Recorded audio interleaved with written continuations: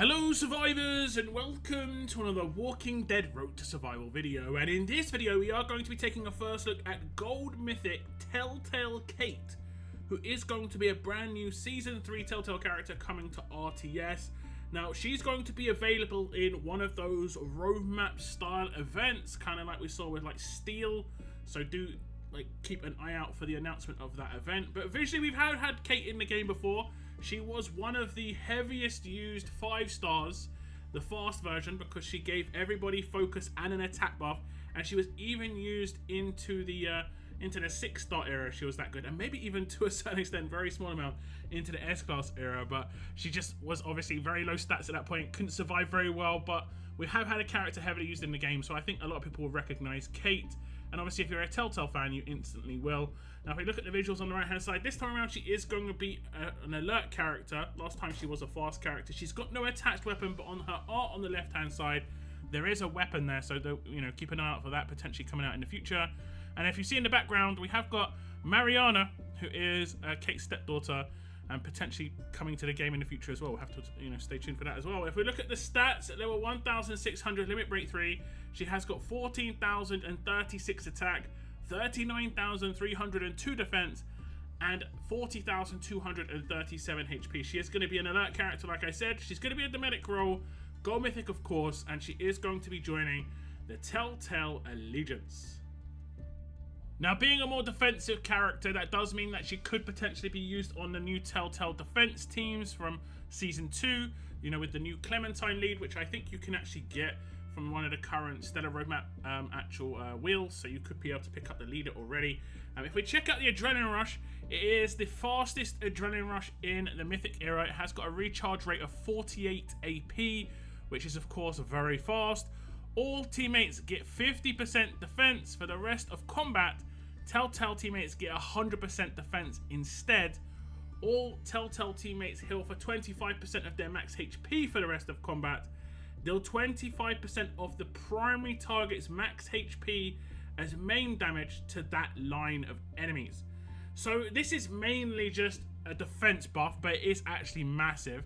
100% defense for Telltale characters, that would be Kate, and 50% for everyone else for the rest of combat. She'll be able to reapply this obviously every time she does the Adrenaline Rush if these buffs do get stolen away. The heal for the rest of combat for Telltale characters is obviously nice. This will also stack with itself, so every time she does the Adrenaline Rush, she'll do this again. And then the 25% of the primary target's max HP as main damage to that line of enemies. It will just be a reasonable amount of damage to a line of enemies. It's not going to be anything too crazy because it's based on the max HP, but it could potentially be like somewhere in the region of like 10,000 HP, depending on the kind of character she's going to attack from a defense team to an attack team.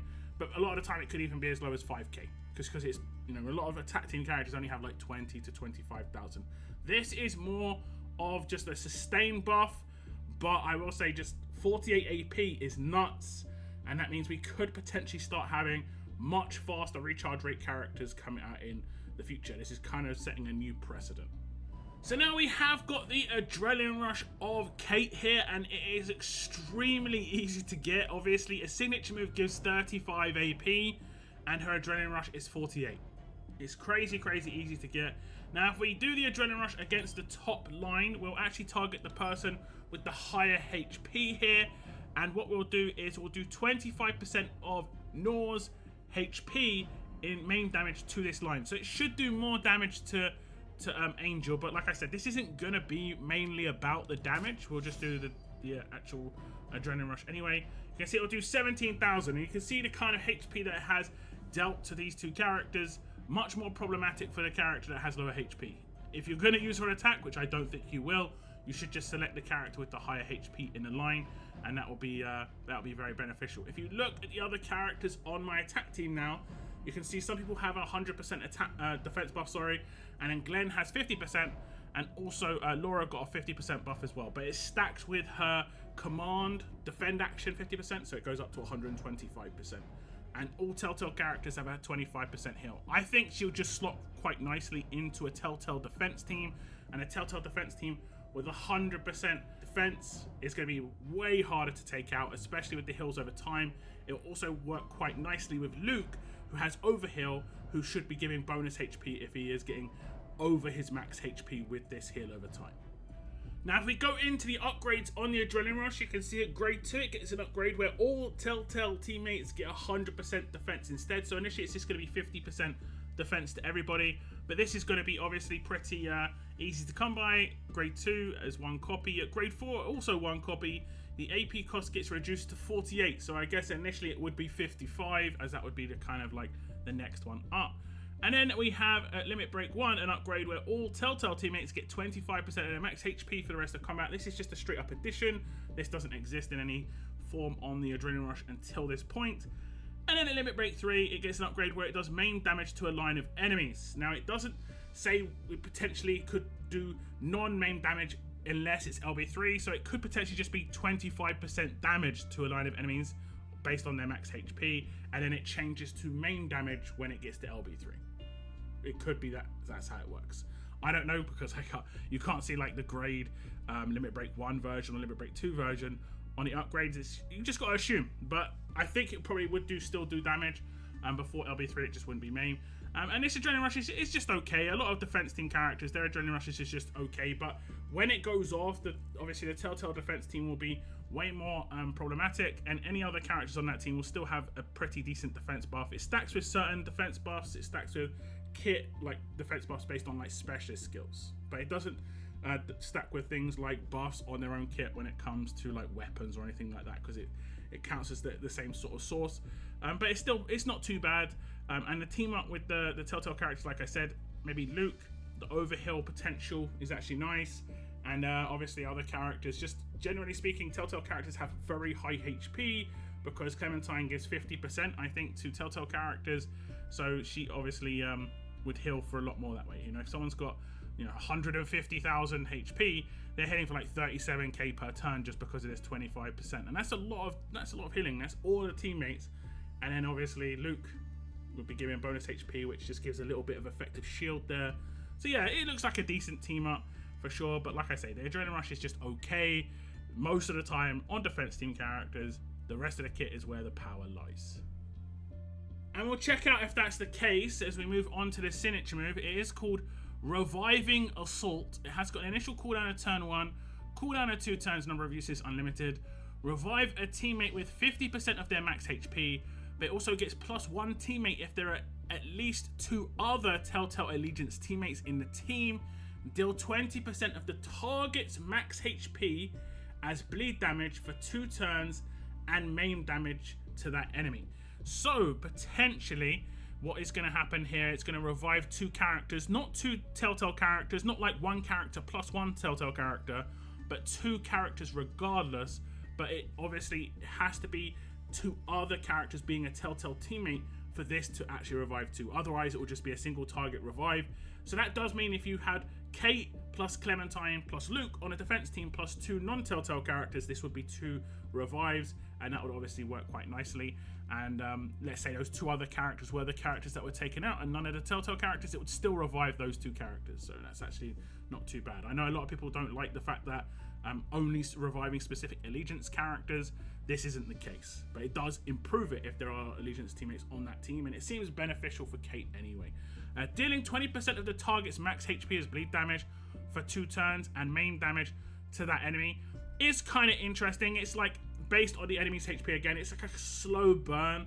I mean, it's based on the max HP, so this would actually get reduced as you maim the character, but the bleed will be reasonably high. Let's say someone has 20,000 HP. What should happen is they'll take the bleed damage first, so it should be a 4k bleed, and then they'll take the main damage and it should be a 4k main. So obviously after the 2 turns after that, they would be down to like 8k HP. Any dogpiling on that character would obviously be problematic. A lot of the time, characters on a defense team will attack the same character.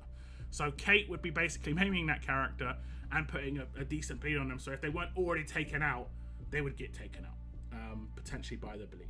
So that's just one more thing to think about on a defense team when it comes to more burn bleed off of turn 1, which just means you have to build your team differently, which can be problematic. We'll just test this out and see how this works. Okay, so as you can see, we have taken out 2 teammates on this defense team. They are non-Telltale characters, and we have got Kate and 2 other Telltale characters on the defense team, what should happen here is she should do her signature move and she should maim potentially a line of enemies. She could maim a single target because obviously she attacks Negan, that's the way it goes, and she should revive those 2 teammates.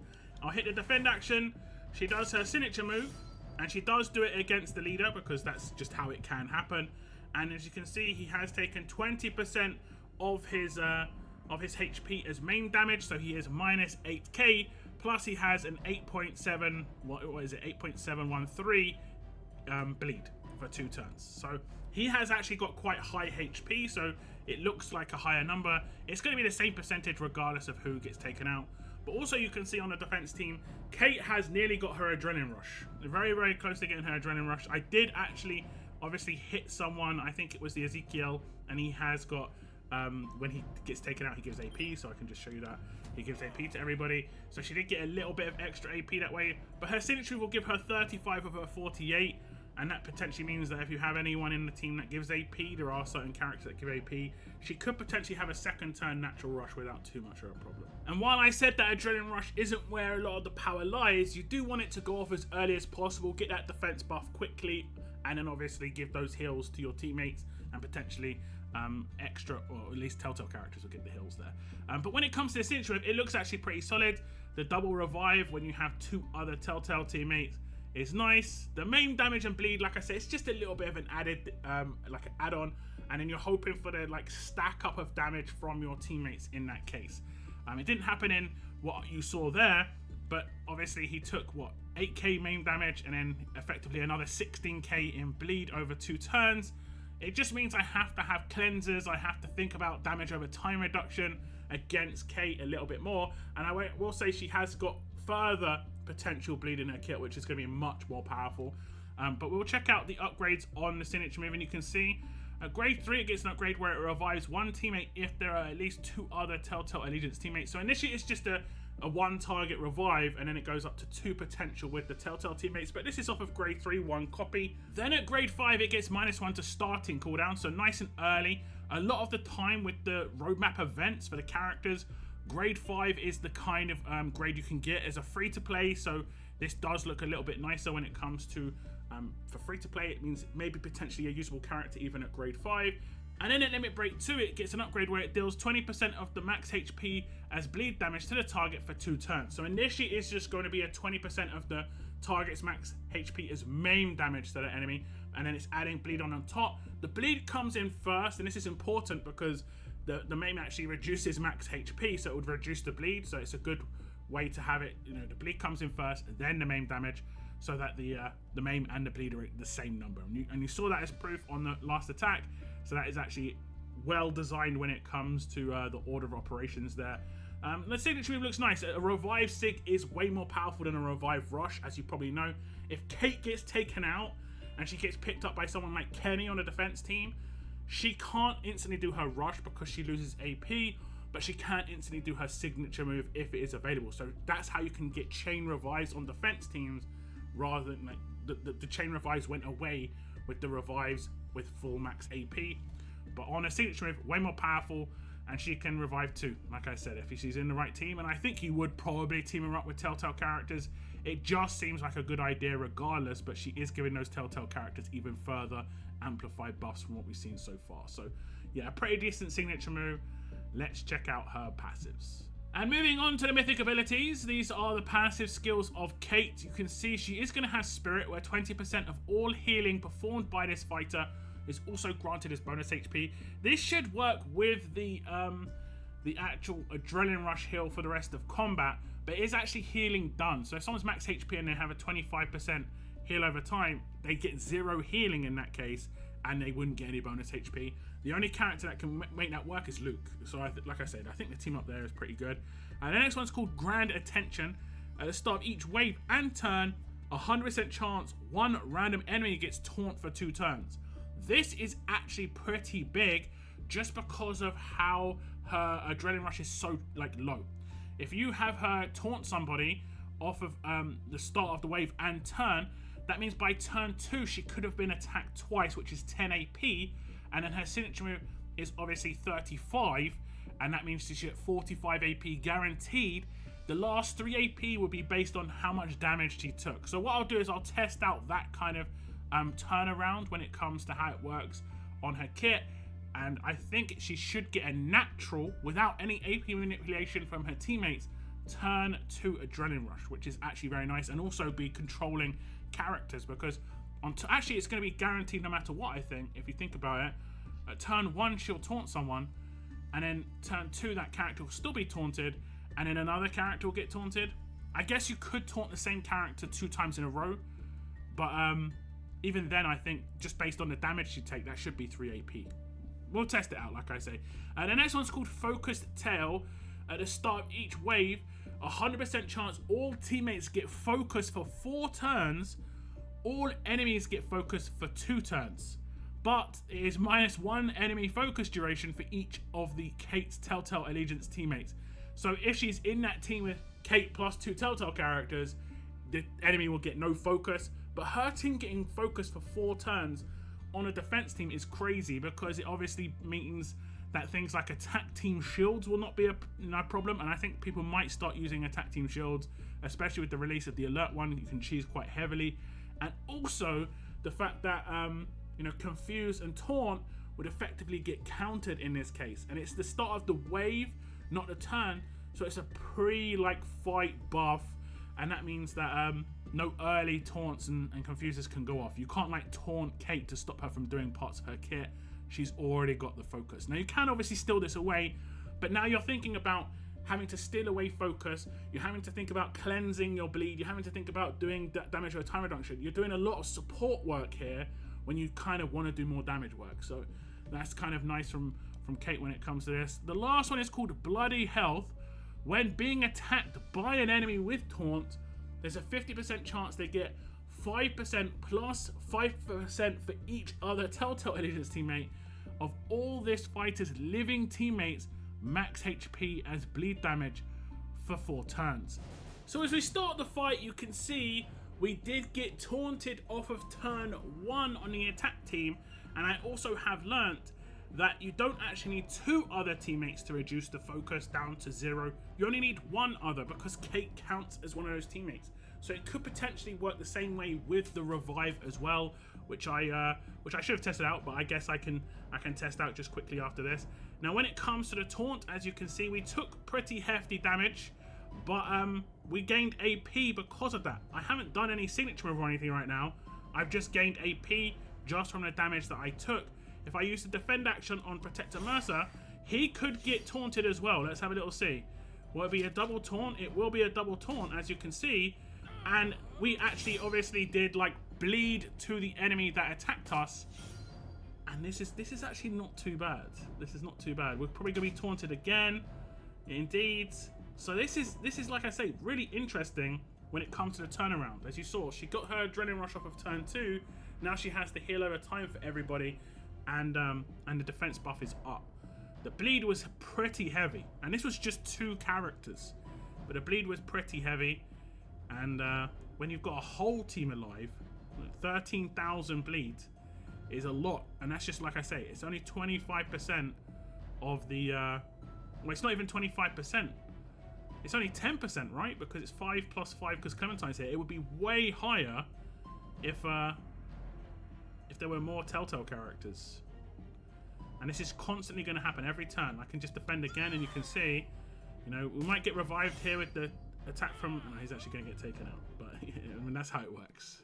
Okay, now just to double check on the signature move, does Kate count as one of those 2 other characters that are from the Telltale Allegiance when it comes to reviving 2? I don't think she will. It is only going to revive 1, as you can see. But it did revive the other one, but they instantly got killed. I think that's just the revive animation bug. I don't think it actually revived the character, because none of my characters did any attacks. I think that's just the whole, if I defend again, I think what you'll see is just the character just get picked up. Yeah, it's definitely the bug there. Nice and fresh bug. So if we look at the passive upgrades on Kate, you can see at grade 1 we get the first half of Grand Attention, where at the start of each wave and turn, 50% chance 1 random enemy gets taunt for 2 turns. At grade 2, she gets the first half of Spirit, where 10% of all healing performed by this fighter also granted as bonus HP. And at grade 3, she gets the second half of Grand Attention, where at the start of each wave and turn, 50% chance one random enemy gets taunt for 2 turns, making a 100% chance total. Moving on to grades 4 and 5, you are going to get the first half of Focus Tail at grade 4. At the start of each wave, 50% chance all teammates get focus for 4 turns, all enemies get focus for 2 turns, but it gets -1 enemy focus duration for each of this Kate's Telltale Allegiance teammates, but it also counts Kate in this case, it seems. And then at grade 5, it will get the first half of Bloody Health. When being attacked by an enemy with Taunt, there's a 20% chance to get 5% plus 5% for each other Telltale Allegiance teammate of all this fighter's living teammates' max HP as bleed damage for 4 turns. Now I think I might have actually got this wrong because I did go back and look at the actual numbers. I think it's percentage bleed damage of Kate's living team, which is where it would go really high, because we did 13k bleed there, and that means I would have to have 130k max HP in that case, and I think I would have only had that on the Telltale characters on the defense team. Even though there was only 2, there's no way I could have that on that attack team. So I think that it was Kate's max HP of her team, and the Telltale team can have crazy max HP, and you're talking about basically potentially having up to like 400 to 500k max HP on those characters, and that should be, you know, potentially, if they're all Telltale, it could be 25% of that. So you're looking at 100 to 125k bleed. Now moving on to the limit break upgrades, you can see at grade limit break 1, we get the second half of Spirit, where it goes up to 20% of all healing performed by this fighter also granted as bonus HP. She doesn't actually have that much healing in her kit, so it is a little bit disappointing that she is a medic. I don't know really what else she could have potentially been. At limit break 2, we get the second half of Focus Tail, where at the start of each wave, there's now an extra 50% chance all teammates get focused for 4 turns, all enemies get focused for 2 turns, plus it gets -1 enemy focus duration for each of this Kate's Telltale Allegiance teammates. This is obviously going to go up to 100% chance total to occur when at limit break 2. And at limit break 3, it gets the second half of Bloody Health. When being attacked by an enemy with the Taunt status effect, it will be an extra 30% chance going up to 50% total. They will get a 5% plus 5% for each other Telltale Allegiance teammate of all this fighter's living teammates max HP as bleed damage for 4 turns. I guess that this fighter's part is where it's meant to be this fighter as in Kate. It just should say Kate's living teammate. Now Kate also has a specialist skill, and it is Dexterity 2, which basically means it's going to be harder to take her down quickly because she isn't going to be able to get like one shot. Whenever this character takes damage from an attack, rush or signature move, they will reduce that damage by 7% for every 20% of their max AP they currently have. If this character's health is above 20% and they take damage that would take them out, their health will be reduced to 19% instead.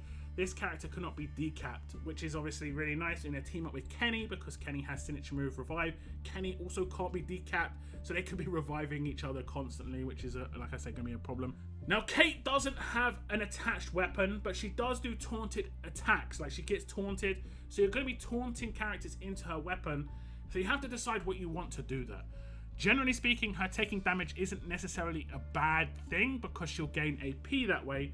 But if you have a stun on defense weapon, it could be nice, but it would stop the character from taunting attacks. But then again, potentially there would be bleeding, and they could be the only character that could cleanse. So it's really debatable on what a good weapon here would be. If you went for absolute defense, she's not going to take any damage, so that would mean she wouldn't get any bonus AP. So potentially a weapon that could, actually like do things, maybe like an alert impair weapon, which I don't think exists. But damage reduction would be good on being attacked because she's got those taunted attacks coming in. But then again, her taking damage isn't too much of a problem because she's gaining AP that way, and you want her to try and get that adrenaline rush nice and quick. So you've got choices. There are quite a lot of nice defense team weapons that are alert that have been given out in the past, so you are kind of spoiled for choice to a certain extent. So that's it, just a little preview of Kate, who, like I said, will be coming to the game in a roadmap style event. Generally speaking, in the past, 2 copies of that character have been quite highly accessible, and you would be able to get the taunt passive maxed out with Kate, and also a first turn signature move, so she should have reasonably decent usability even at grade 5. But obviously the higher grade she get, the more chance she has to proc the bleed when she gets those taunted attacks, and the better her adrenaline rush and her signature move become. She'll also obviously get quite a bit more stats as well. However, this is the end of this video. Make sure you hit like and subscribe if you haven't already. I want to thank you very much for tuning in, and as always, keep on surviving, guys. Keep on surviving.